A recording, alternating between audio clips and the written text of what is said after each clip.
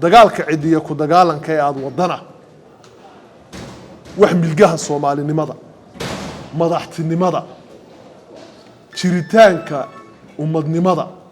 dhaqanka wada jirka dadka Soomaalida meel kaga suntan ma Soomaaliland waxyeel habeen muu jiro waxna ma yeeli karay ama Xasan Sheekh ha noqdo ama qeyrkii ha noqdo kuwii ku naafoobay ee lixaadkooda ku waayay hadda dalka way joogaan jiritaanka iyo qarannimada jamhuuriyadda Soomaaliland waxay ku timid rabitaan shacab waxaana loo soo maray jid dheer oo halgana waxaana beejidka taariikhda ku qoran cid kastana ka dheregsan tahay in dhiig iyo dheecaan uu dalkan iyo dadkanba u daatay in boqolaal ka mid ah dadkii reer Somaliland aqooyahankeeda dhalinyaradooda haweenkooda hormoodkooda culimadooda intuba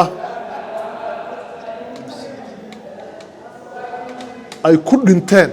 sidii dalkani dal xor u noqon lahaa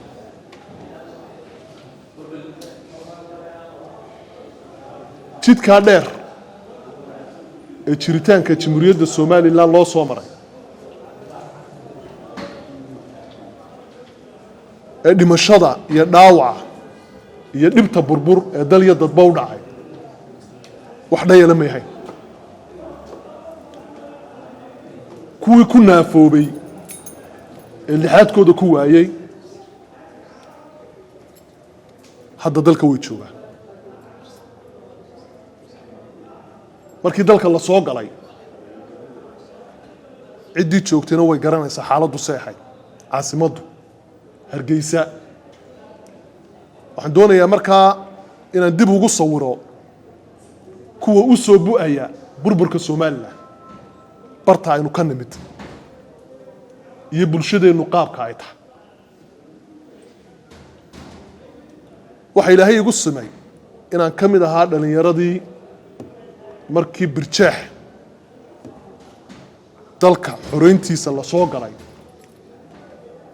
la soo saaray ee ku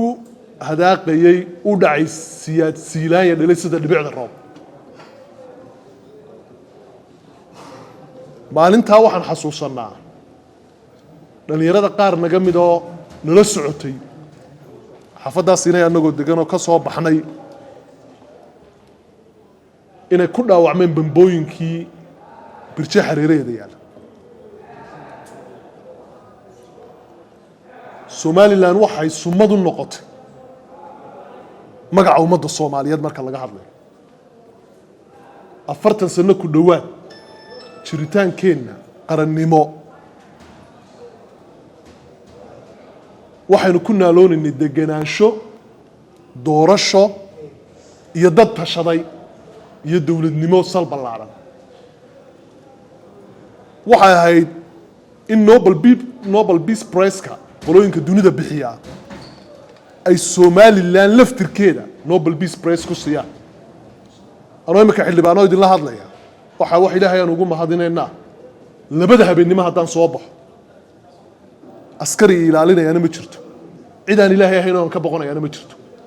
dalika fadlullah xasiloonida Ilaahay na siiyay kala dambeynta dawladnimada doorashooyinka madaxweynayaashii isbedelayay golayaashii isbedelayay horumarka aynu sameynay duni gacan weyn inooga geysatay ma jirto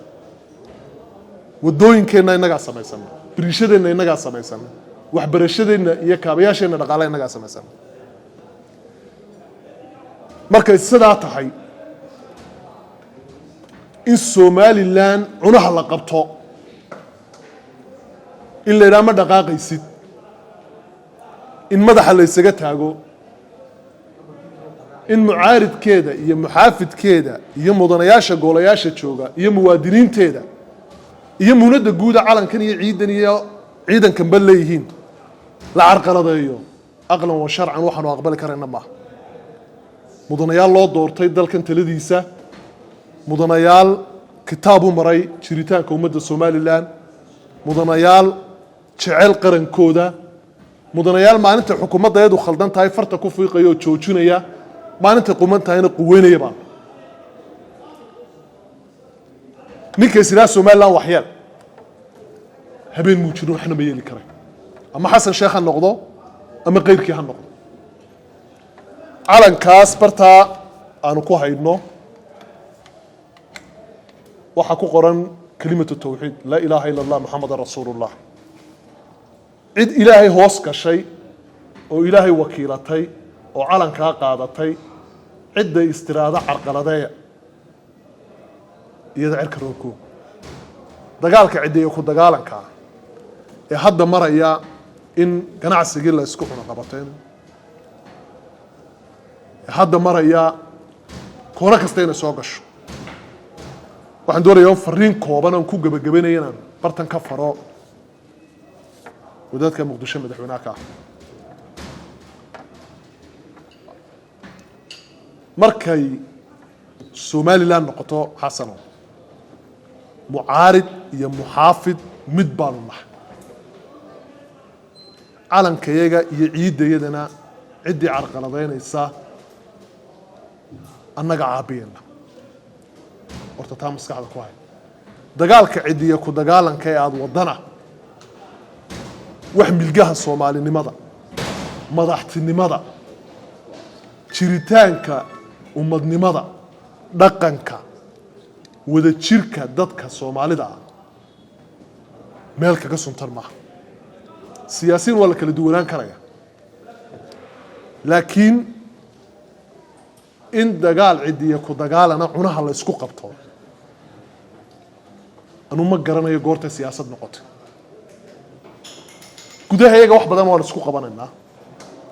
doorashaan isku hurdiyeynaa dalka aanu leenahay aanu wanaajino wala kala aragti duwanaan karaya laakiin waxaanu ku mudaysanahay mucaarid iyo muxaafid waa calanka iyo dawladnimada taasaan waxaan baarana cashuurta ummadda ee aanu codkooda ku fadhino ee aanu mushaharka ku qaadano annaga difaacina anigu baaqaygu waxa weeyaan ummadda Somaliland shacabka meel kasto qurbe iyo gudaba joogaan ha baraarugaan midnimadooda wada jirkooda ummadnimadooda doorashadan dalka ka dhacaysana ha ku galaan gacanna iyagoo calankooda ku haysta gacanna iyagoo ku codaynaya ta ina midaynaysa aan wax ku wadana ee saxaafadiinaasi aad wax ku tiin ee annagu aan wax ku nahay waa nabadgelyada jiritaanka dalka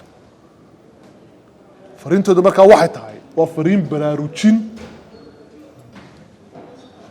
oo ah wixii gudahayaga iyo dhexdayada hamoodina dhigla taala iyo dhibiina jirto muusana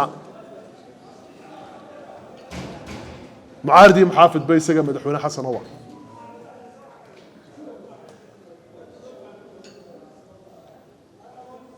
inta maanta hordhacbeed qarankayaga difaaciina waxaanu ku difaacinaa aragti waxaanu ku difaacinaa dastuurka waxaanu ku difaacinaa dawladnimada waxaanu difaacinaa la ilaaha illa allah muhammadur rasuulullah ummadda barta joogtay Somaliland in cunaha la qabto aqlan wa sharcan ma ogolin war ganacsiga la siyaasadeyn wariyaan la siyaasadeyn arimaha bini'aadantinimada wariyaan la siyaasadeyn arimaha horumarka war ummadda Soomaalida yaan qori dable la isugu dhiibay oo siyaasaddu yeena meel ayna lahayn yeena gelin shacabka in badan bay soo adkaysteen Somaliland in badan bay ummadeedu samirtay ilaahay baan leeyihiin ilaahay baan wakiisheen ilaahay baan tawxiidkiisa hoos galay ilaahayna hoojin maayo aqligu ha shaqeeyo madaxda muqdisho gaar ahaan madaxweynaha xasan aqligu ha shaqeeyo oo dagaalka ciidiyo ku dagaalanka